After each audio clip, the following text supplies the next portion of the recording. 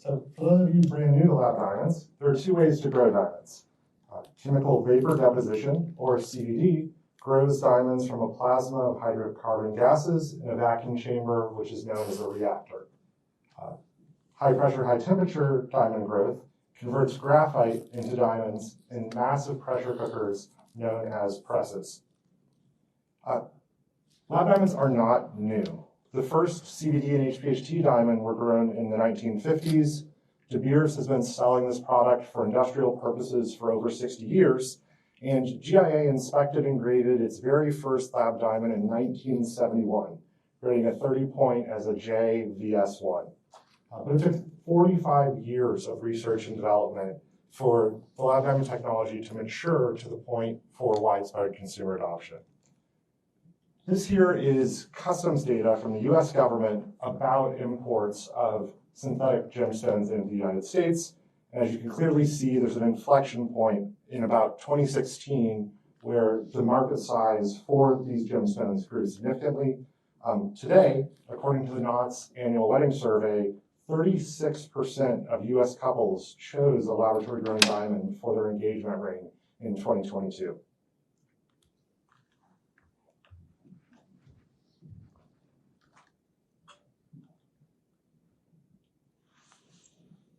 For years, the trade has repeated these sentiments, that lab-grown and natural diamonds are identical, indistinguishable without very advanced gemological tools. These are just a few quotes from some multi-billion-dollar corporations who happen to sell lab diamonds. Reread that last one. We're going to put that to the test this afternoon. The decision to use such conclusive and definitive language in describing this to the public stems from a desire to differentiate lab-grown diamonds from diamond simulants, like moissanite or cubic zirconia.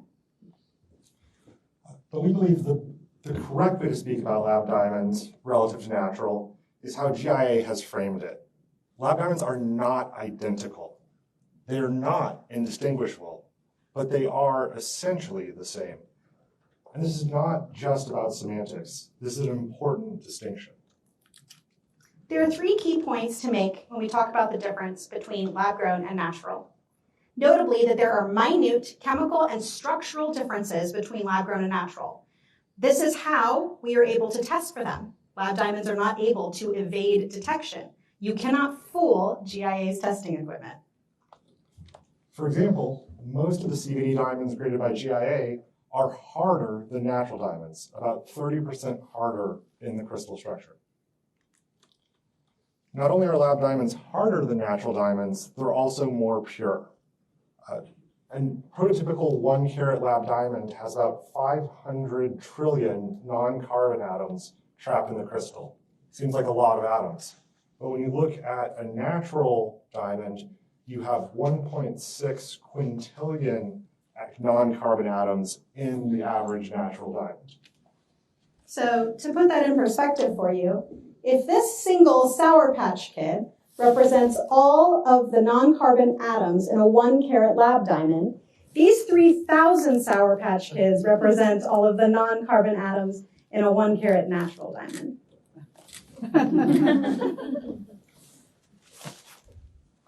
So as you students working on your GG know, there are two types of diamonds. There are type 1 diamonds, where there is nitrogen present that's detectable, and type 2 diamonds, where nitrogen cannot be detected. Natural diamonds, less than 2% of natural diamonds classify as type 2, whereas the overwhelming majority of laboratory-grown diamonds test as type 2 diamonds. The difference in purity is remarkable. Natural diamonds are typically discussed in parts per million levels of defects, whereas lab-grown diamonds are discussed in parts per billion levels of defects. In other words, the quality of the best lab diamonds is better than the quality of the best natural diamonds. So the second key point is that some diamonds are indistinguishable from natural diamonds with a loop and tweezers. Some laboratory-grown diamonds do require specialized equipment to determine a man-made origin. But our third key point is that some lab diamonds possess obviously enough crystal defects that they can look different from natural diamonds even without special tools.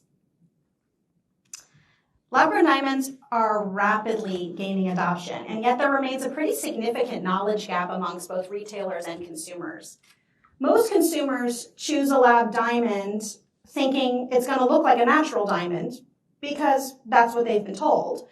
And for many consumers, that will be the case. However, with the rise of popularity of lab-grown diamonds, we're also seeing the rise of quality characteristics beyond the 4 Cs related to crystal defects. So let's compare natural and lab-grown diamonds. Well, natural diamonds come from one growth facility, deep in the Earth's mantle. Versus there's dozens of growers of lab diamonds around the world. The dominant defect in natural diamonds is aggregated nitrogen that occurs over millions of years. Whereas in lab-grown diamonds, there can be numerous types of defects. Some are accidental, some are intentional. To be considered a natural diamond, a crystal of carbon cannot be altered, treated, or changed in any way. It can only be cut and polished after it's extracted from the earth. The lab diamond industry also faces some intellectual property disputes. And these may be actually holding back the industry from being able to produce higher quality material. In covering the differences between lab-grown and natural, you may hear us refer to quality characteristics in lab-grown as unnatural. And that's not to say that there aren't similar quality defects in natural diamonds that occur in lab-grown. But the how, the why, and the severity is different. So what should you look for when you're evaluating diamonds beyond the 4 Cs? Well, if you're used to the natural diamond trade, you've probably heard the term BGM. That stands for brown, green, milky.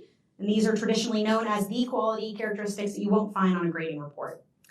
In lab-grown diamonds, we recommend to be on the lookout for, in CVD, something called BGS, brown, gray, strain and striations. And in HPHT diamonds, to be on the lookout for BGP, or blue, gray, and phosphorescence.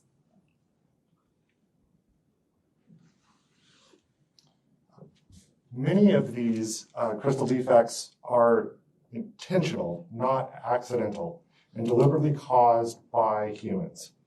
In our deep dive, we'll go into much more detail on all 6 of these different characteristics. So how did we get BGS and BGP? Well, in the beginning, lab diamond growers really sought to create super high purity crystals that rivaled some of the absolute best natural diamonds in the world. And then in the last few years, interest in lab diamonds exploded. You had a large number of new aspirational growers enter the market, many using disadvantaged technology. A lot of them had no business growing diamonds, and they still don't know what they're doing. This problem was exacerbated during COVID, where you had diamond mining staying shut longer than diamond growing. And you had a lot of diamond cutters that needed rough to cut. So they went to the diamond growers and they said, hey, come on, keep giving us more to cut. And this has incentivized a market that encourages producing as much as possible, as fast as possible, for the lowest cost possible. So what do if you need to increase your output to compete and to fill the market, and you don't have the capital to do so at an investment level? Well, you take shortcuts. You accelerate your growth cycle, you use and reuse cheap materials, you introduce masking agents that are covering up the fact that you use accelerated growth cycles. Lab diamonds got faster and cheaper to produce, but not better. The technology is not improving. To be clear, many of these growers are capable of growing higher quality material, but they are actively choosing not to. And this has basically created 2 completely different lab diamond markets. You've effectively got one that has quite a bit of these BGS and BGP material goods being produced 1/3 the time or for 1/3 the cost. And then you have other lab diamonds being produced more deliberately with slower growth methods at a higher cost. This subsequently spills over into the wholesale pricing market, where you can have 2 lab diamonds of the same 4 Cs being traded at 3 to 5 times the cost of another one. So obviously, this starts to impact the consumer. All right, what's going on with lab diamond prices? Diamond manufacturing, especially that is operated on relatively low profit margins, they run into a little bit of a problem, which is that they've seen a bit of a dip in consumer demand, thanks to a recession and higher interest rates. And you combine that with higher operating costs and, frankly, maintenance costs to keep your diamond growing operation going. And they've been saddled with quite a bit of BGS and BGP material, notably in the 2 to 3 carat range. It's caused a glut of inventory. So this has forced some to liquidate it, start selling it for whatever they can get. And this has caused an overall ripple effect through the lab diamond industry. The result is likely going to be industry consolidation. And we believe in the medium term that there will be fewer growers than there are today, not more. So why does this matter? Well, the lab diamond market is rapidly growing and it's not going to stop. This product's not going anywhere. But consumers and retailers really need to have better information available to them, notably about these characteristics beyond the 4 Cs. You also have a rise in internet buying.